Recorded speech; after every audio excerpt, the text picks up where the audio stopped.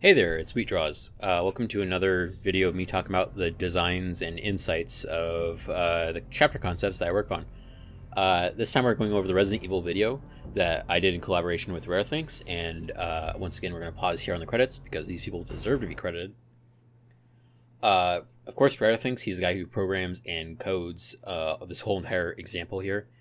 It's a mock-up, it's not one-to-one with Dead by Daylight, it's not a mod of the game, it's something made in Unity out of their own free time, and it looks incredible. Of course, this isn't because making something like Dead by Daylight is easy. It's just that we have the free time, and Rare Things has the ability to make something that looks very similar to it and plays enough like it as an example. And then still, even then, that's an incredible feat. First Encounter Assault, incredible talent. Makes a bunch of themes for Dead by Daylight. Helped us as we reached out to get some tier up noises for this killer concept, and they were happy to provide, which was incredible. Skemu helped with some porting assets, and then the assets from Resident Evil 2, and from Capcom, and then Dead by Daylight assets from Behavior, as always. This was an incredibly fun concept to do. We were talking about doing Nemesis or Mr. X. And we decided on Mr. X because I believe both of us just liked him more. That's not to say Nemesis is ruled out in the future. It's just that this was something we wanted to do at the moment. As you can see, the Tyrant. That was the name I went with. People suggested other names, but I just felt like the Tyrant was the most fitting. The Tyrant is a determined killer, which is the title I came up with for him because it made sense. The whole thematic of the killer is chase. It's all chase oriented. So here's the power. Relentless Pursuer. The Tyrant chases down his victims, weaponizing the chase itself and charging Relentless Pursuer in the process. So Relentless Pursuer is an ability that charges automatically while you're chasing a survivor. You have to be chasing and actually doing something in the game to actively get this ability. At tier 1, it's more of a cooldown phase where it's okay, you have to set up. There's no way to go back to tier 1, but you can only leave it, which is after chasing survivor, your power gauge charges by 10% per second. Once full, you progress to Relentless Pursuer 2. So this was more to stop people from immediately having the ability to use Impatience, which I'll go to after this, immediately as soon as the game starts, which could make a very unfair advantage. So I felt like doing that was probably just a really safe move to do.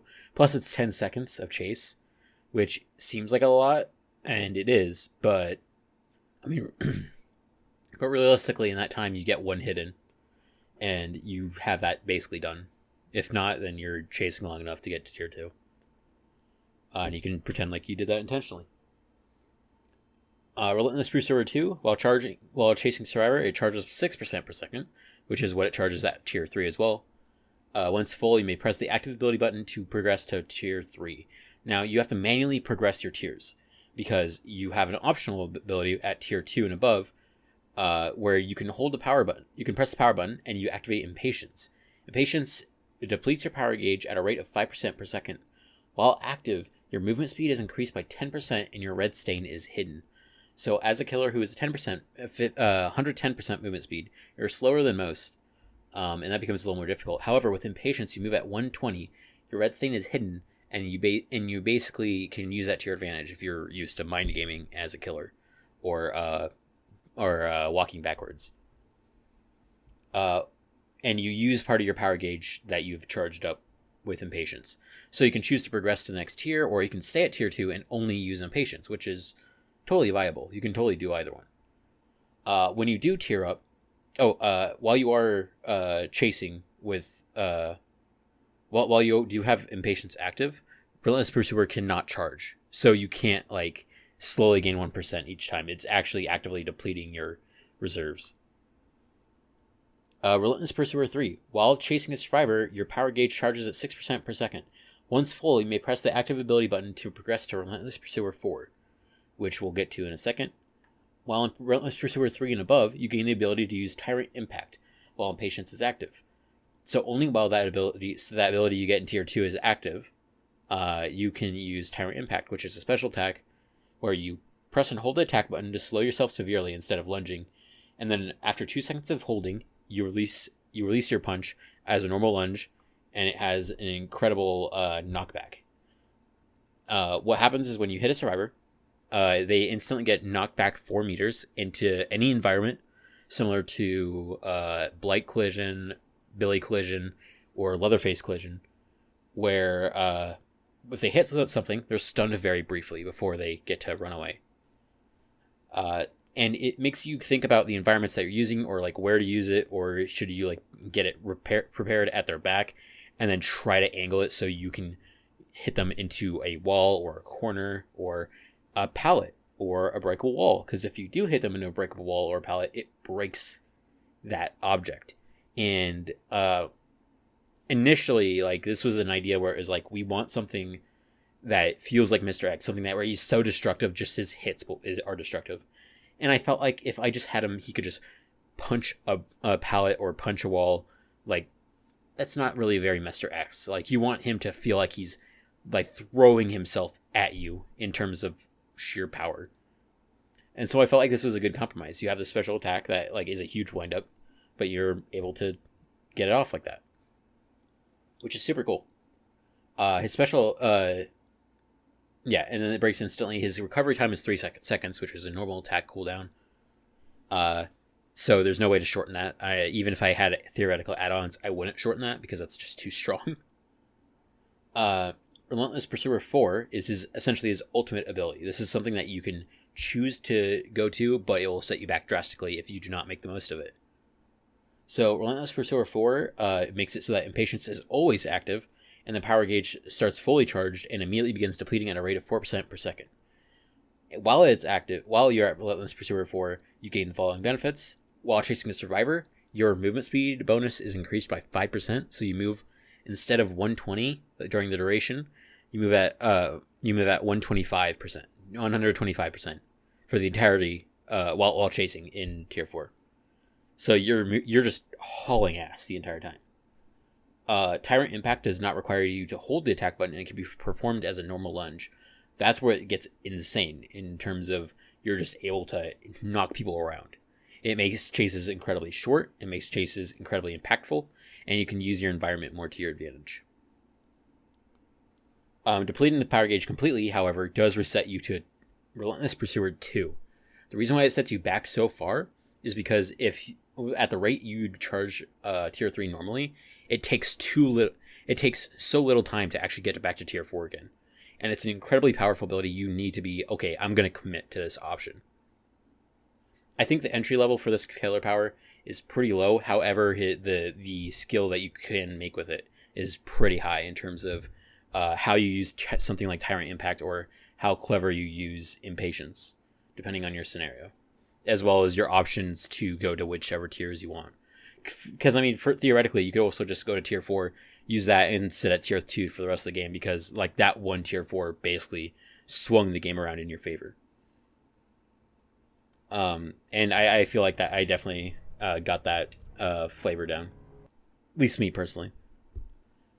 No Safe Haven is the first perk, which is a pretty simple one. Whenever a survivor enters a locker within your tear radius, it calls upon the entity to block that locker for survivors. The locker remains blocked for 3, 4, and then 5 seconds. So the way this works is that, say you're in the killer tear radius, as you press the hide action. Not while you're in a locker, but as you press the hide action. So you enter the locker, it becomes blocked. There's no noise notification for the killer, unless they're close enough to hear the sound of the entity forming around it and blocking it themselves. It's just that. So no safe haven, blocked for up to 5 seconds. Incredibly dangerous situation. It's one of those things that you kind of want to play around, but it's too dangerous to test. It also keeps it so that survivors can't abuse lockers in very close situations, at least immediately. So there's a sense of you have time to adjust to the situation. And I think it's a niche perk that could find some use in some instances. That's just how it is. Unstoppable is while you act as an unnatural force, the entity thrusting you forward as both an unbreakable shield and a weapon to destroy anything it touches. After being stunned, destroying breakable walls and drop pallets is 15% faster for 16, 8, 10 seconds. So that order of numbers is wrong. I addressed this in a comment. Unfortunately, this one went through a lot of different changes, especially in the numbers. So the actual numbers, what it should be at the highest, is 16, and then it goes down, I believe, 2 seconds. So it goes 14, so it goes 12, 14, and then 16 seconds. And then, regardless of whether you've been stunned, destroying breakable walls and drop pallets reveals the aura of any survivors within 8 meters for 4 seconds. So this is sort of like a better brutal strength, but not necessarily, because it doesn't affect generators. And on top of that, it's only timed. However, the aura part is regardless of whether you've been stunned or not. So it's sort of a weird mix of, like, you have this slight buff and you have this slight thing of information. It could be good, but like it helps you keep the chase if they decide to stick around rather than completely run away. I think it's got its uses in some places, but it's definitely not like the best perk out there. And then Tunnel Vision. Tunnel Vision is a very interesting perk. I love the idea of this, and I think it's incredibly interesting. I think it's incredibly interesting in terms of a chase perk. You no longer gain Bloodlust. Bloodlust has been disabled, boys. Let's celebrate. While chasing the survivor, for every vault hide pallet drop action performed within 12 meters of you, you gain a stackable movement speed increase of 1.5% for 6, 7, 8 seconds. Whenever another one of these actions is performed, the duration is refreshed. So it's worth noting that this stacks. So if you're chasing multiple survivors and a couple of them vault the same window or drop a pallet or vault the pallet or something like that, that just stacks. And it lasts as long until you get your next stack or until the duration the duration is refreshed. So you want to make sure that you're making them vault as much as possible, or you want to try to abuse that and use that speed as best you can. This is really good for trying to do like LT walls or something like Shack where they're just not dropping the pallet. I think it's an incredible alternative to Bloodlust, where you're just getting fed up with whatever they're doing. The range is sizable enough that like most survivors you're chasing are going to trigger within that range, which is pretty nice. Yeah. I think the perks are interesting. They're not necessarily the most broken or insanely powerful things ever, but I thought that would be something people would be like to be like, oh, this could be my 4th perk, which is kind of my favorite thing to do. Now we have Leon S. Kennedy. This is the first survivor we've done in these concept videos, and I think his perk. So his whole thematic for perks and character was that this was the introduction character for players. This was supposed to be like a new character for them to play.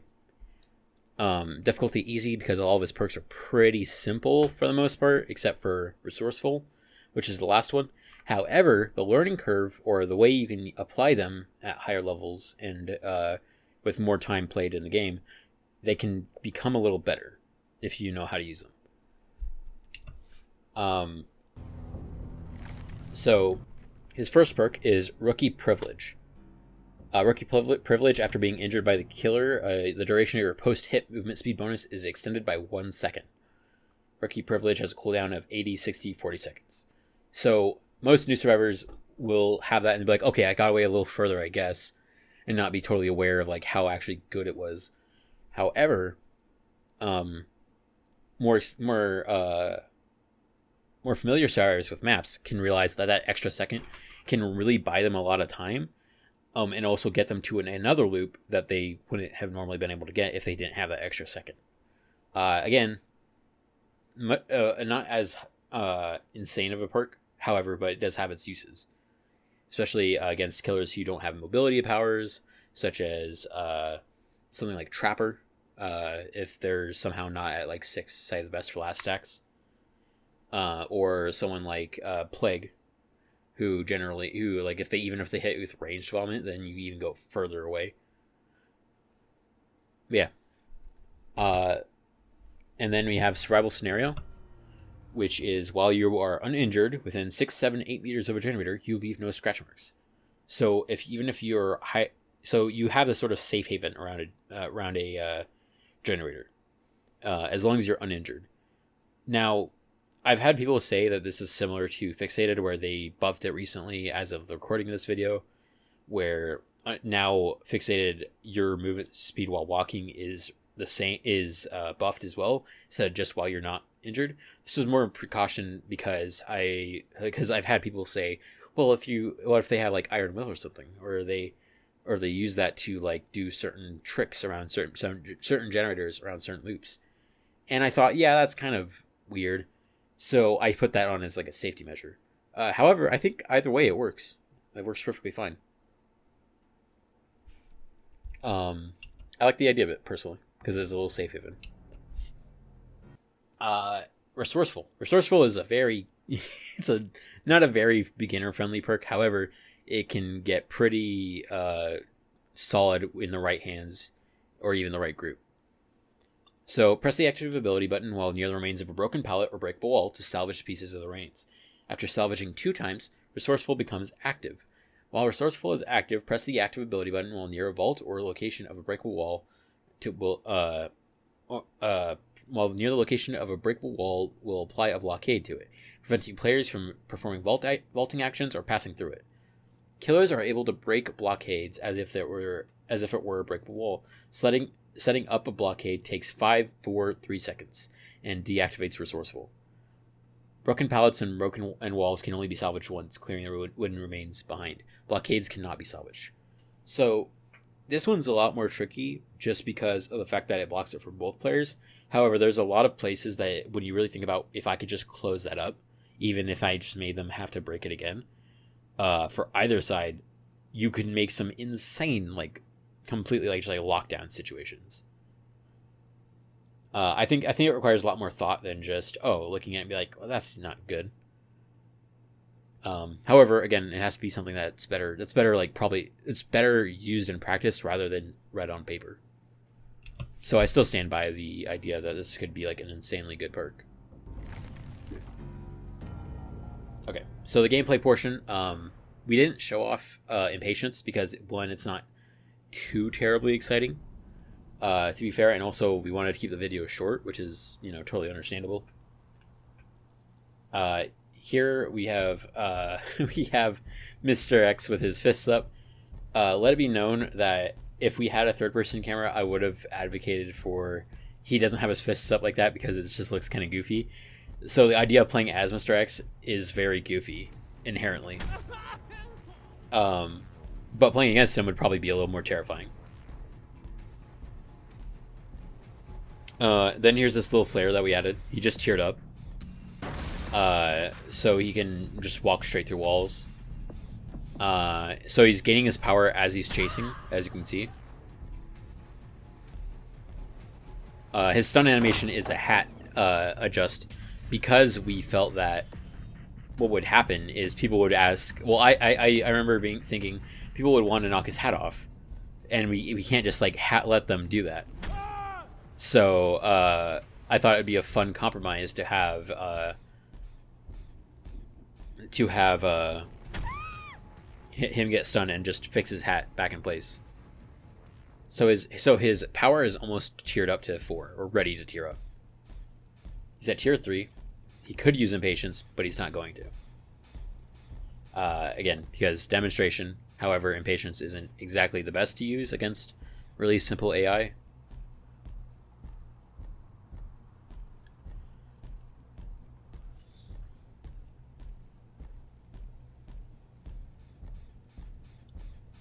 And there's Leon.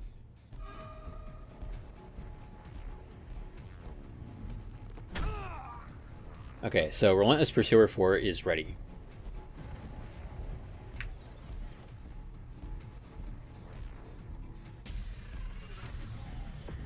So you're moving incredibly fast, and then here's your attack. And you go straight through it.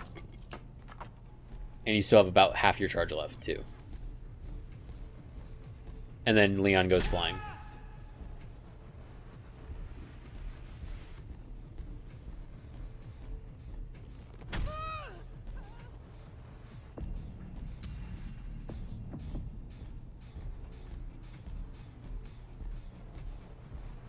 And there it goes. And then Meg just recovered.